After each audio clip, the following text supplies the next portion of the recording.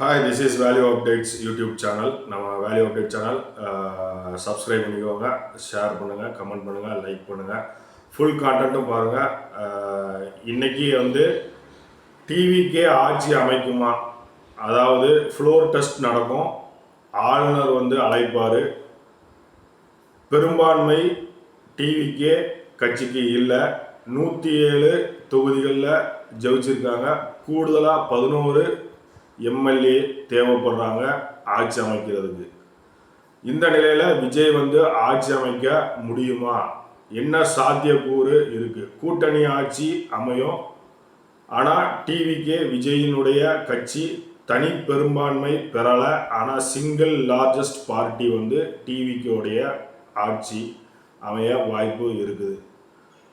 ஆளுநர் டிவிக்கே விஜய் கட்சியை பார்த்தீங்க அப்படின்னா ஃப்ளோர் டெஸ்ட்டுக்கு கூப்பிட வாய்ப்பு அதிகமாக இருக்குது. ஆனால் ஃப்ளோர் டெஸ்ட்டுக்கு இன்னும் 11 எம்எல்ஏ தேவைப்படுது. இதை எப்படி கெயின் பண்ண போகிறாரு? அதாவது விஜய் தான் பெரிய கேம் சேஞ்சராக இருப்பார். அவர் முடிவு எடுக்கிறவங்க தான் கூட்டணிக்கு வர முடியும் அப்படிங்கிறதுல எந்த மாற்று கருத்தும் இல்லை. விஜய் சிஎம்மாக சீஃப் மினிஸ்டர் ஆஃப் தமிழ்நாடா வர்றதில் எந்த ஒரு மாற்று கருத்தும் இல்லை. ஆனால் ரொம்ப முக்கியமாக பார்த்தீங்க அப்படின்னா கண்டிப்பாக திறன்பட செயல்படணும். 11 எம்எல்ஏ எப்படி எடுக்கலாம்? அதிமுக ஆதரவு தெரிவிக்கலாம், திமுக ஆதரவு தெரிவிக்கலாம். ரெண்டும் தமிழ்நாட்டில் 50 ஆண்டு காலமாக ஆட்சி செஞ்ச கட்சி. ஆதரவு டிவிகேக்கு கொடுப்பாங்களா அப்படிங்கிறது பெரிய சந்தேகம். ஏன் அப்படின்னா டிவிகேக்கு ஏடிஎம்கே இல்லை டிஎம்கே ஆதரவு கொடுத்தா அவங்க ஒரு பின்னடைவு சந்திக்க வேண்டிய இருக்கும். வருங்காலத்தில் ஒரு டிவிகேக்கு பின்னாடி இருந்து செயல்படுற கட்சியாக மாறிடும். அதனால் திமுகவோ அதிமுகவோ ஆதரவு தெரிவிக்க மறுப்பாங்க. 99.9% மறுப்பு தான் தெரிவிப்பார்கள் அப்படிங்கிறது தான் ஒரு நிதர்சனமான ஒன்று. பல ஆண்டுகளாக ஆட்சி செய்த கட்சி புதிய கட்சிக்கு எப்படி ஆதரவு தெரிவித்து அவங்கள சீட்டு உட்கார வைப்பாங்க சிஎம்மா அப்படிங்கிற ஒரு கேள்வி இருக்குது. ஏடிஎம்கேல கூட்டணி இருக்காங்க, டிஎம்கேல கூட்டணி இருக்கிறாங்க. இந்த 2 கூட்டணி கட்சிகள் சிறிய கட்சிகள் வெளியே டிவிகேக்கு, அதாவது விஜய் சிஎம் ஆகிறதுக்கு கூட்டணி அமைத்து சிஎம் ஆகிறதுக்கு வாய்ப்பு கொடுக்கறதுக்கு வாய்ப்புகள் அதிகமாக இருக்குது. இப்போ பார்த்தீங்கன்னா 4 கட்சி ஆதரவு ஃப்ளோர் டெஸ்ட்டில் வெற்றி பெற முடியும். அதாவது டிவிகேக்கு ஆதரவு கொடுத்து காங்கிரஸ் 5 சீட்டு கொடுக்கலாம். விசிகே 2 சீட்டு ஜெயிச்சிருக்காங்க, 2 சீட்டு கொடுக்கலாம். சிபிஎம் 2 சீட்டு கொடுக்கலாம். சிபிஐ 2 சீட்டு கொடுக்கலாம். இதெல்லாம் சேர்த்தா 11 சீட்டு வரும். 107, 11, 118 சீட்டு மெஜாரிட்டி இருக்கு, சரியாக இருக்குது அப்படிங்கிறது ஒரு விஷயம். இப்போ இந்த 4 கட்சி காங்கிரஸ், விடுதலை சிறுத்தைகள், சிபிஎம், சிபிஐ சேர்ந்து டிவிகேயுடன் ஆட்சி கூட்டணி ஆட்சி அமைக்கலாம். அது விஜய் என்ன முடிவெடுக்கிறாரோ அதை பொறுத்து தான் இருக்கு. இது டிஎம்கே அலையன்ஸ்ல இருக்கிறது. ஏடிஎம்கே அலையன்ஸ்ல இருக்கிறவங்க பார்த்தீங்க அப்படின்னா பாமக கொடுக்கலாம். இதர கட்சிகள் வென்றிருக்கிறாங்க. ஆனால் அவங்க வெற்றி 11 வெற்றி இல்லை அப்படிங்கிறதுனால நம்ம அதை பெருசாக ப்ரிஃபர் பண்ணலை. அவங்களால ஏடிஎம்கேல இருக்கிற கூட்டணி சிறிய கட்சிகளால் அவங்க உதவிக்கரம் நீட்டி அவங்க கூட்டணி ஆட்சி அமைக்க முடியாது. இப்போ ஆனால் பார்த்தீங்க அப்படின்னா பிரேமலதா அவர்கள் கண்டிப்பாக விஜய்க்கு ஆதரவு தெரிவிப்பார்கள் அப்படிங்கிறதும் ஒரு விஷயமா இருக்கு.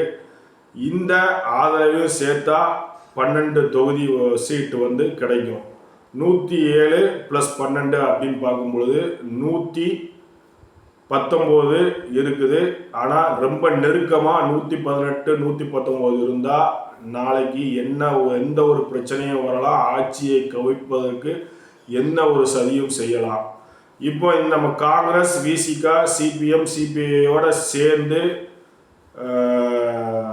ஆட்சி அமைக்கிறாரு மெஜாரிட்டியில் அப்படின்னா அது பெரிய அளவில் நிலைக்குமா அப்படின்னா பார்த்தா திமுகவுடைய மறைமுக கூட்டணி, மறைமுக ஒரு ஆதரவு இருந்தால் மட்டும் நடக்க வாய்ப்பு இருக்கு அப்படிங்கிறதும் ஒரு பெரிய விஷயம். இந்த நிலையில ஒரு கட்சி பின்வாங்கினா கூட ஆட்சி வந்து கவுளும். ஏன்னா சரியான விகிதம் இருக்கக்கூடாது, ஒரு 10 சீட் கூட இருந்தால் தான் நல்லது. ஆக பார்த்தீங்க அப்படின்னா இனி போதிய பெரும்பான்மையை விஜய் அவர்கள் வந்து காட்ட அடுத்த கட்ட வந்து வேலைகளை வந்து வரும் நாட்களில் துரிதமாக ஈடுபடணும் அப்படிங்கிறதும் ஒரு முக்கியமான விஷயமா இருக்குது. இப்போ விசிகா வந்து பாமகவும் சேர்ந்து டிவிகேவை விஜயை வந்து முதலமைச்சர் ஆக்குவாங்களான்னா அது வந்து ஒரு பெரிய நடக்குமா அப்படின்னா அது நடக்குமா நடக்காதா அப்படிங்கிறது தெரியாது. போதுமான அளவு அது நடக்க வாய்ப்பு இல்லை. அதனால் பார்த்தீங்க அப்படின்னா அதுக்கும் சாத்தியம் இல்லை. வைகோ அவர்களுக்கு சீட் இருக்குது.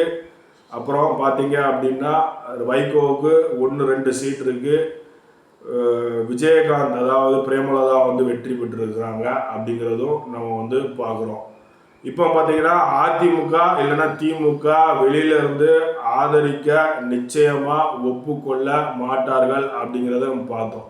இப்போ சட்டப்படியாக ஃப்ளோர் டெஸ்ட் பெரும்பான்மை இல்லை என்றால் என்ன நடக்கும், டிவிக்கே பெரும்பான்மையை எப்படி நிரூபிக்க வேண்டும் அப்படின்னு பார்க்கும் பொழுது எந்த ஒரு சட்டமன்றத்துக்கு போனாலும் தொங்கு சட்டமன்றமாக இருந்தால் யார் சிங்கிள் மெஜாரிட்டி பார்ட்டியாக இருக்காங்களோ அவங்க கவர்னர் வந்து ஆட்சி அமைக்க வாங்கன்னு கூப்பிடுவாங்க. அவங்க ஆட்சி அமைக்க வந்து ஃப்ளோர் டெஸ்டிங் சட்டசபையில் எடுக்க செய்வாங்க. 234 118 எம்எல்ஏ ஆதரவு இருந்தால் தமிழ்நாட்டில் ஆட்சி வந்து அமைக்க முடியும்.